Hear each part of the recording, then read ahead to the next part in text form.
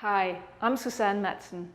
Welcome to this whiteboard session on how to prioritize requirements with the MoSCoW technique.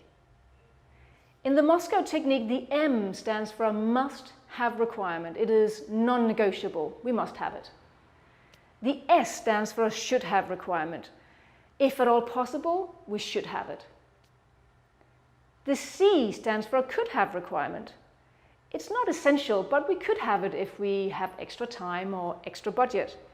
And the W stands for something that we will not have this time around. You see, on most projects, we talk about something that is either in scope or out of scope.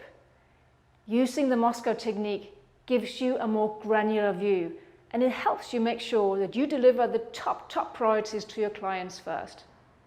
Let's look at an example. Imagine that you are the project manager for a conference. You sit down with your stakeholders and you ask them, what must there be for this conference? What are all your must-have requirements? And your client says, okay, we must have a venue within 5 kilometers of the city center. Okay, what should we have, if at all possible? Well, we should really have a goodie bag for each delegate to walk away with. Okay, what could we have?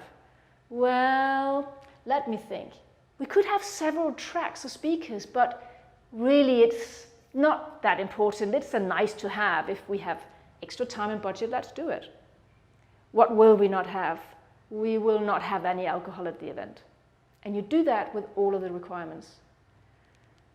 But the power of MoSCoW is you can also use it at a more detailed level to look at the features of a requirement.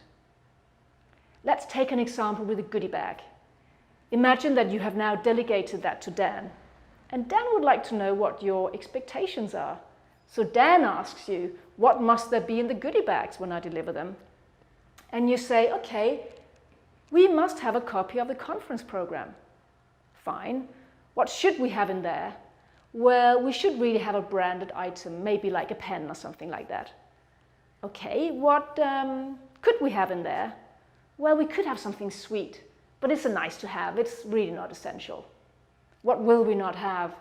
And you decide that you will not have any soft drinks or water because it will make the bag too heavy. So you see, you can use MoSCoW at a very high level, but also at a low level. When you use it at the low level, it helps you to delegate the tasks better. Thank you for watching. Please visit us again at projectmanager.com.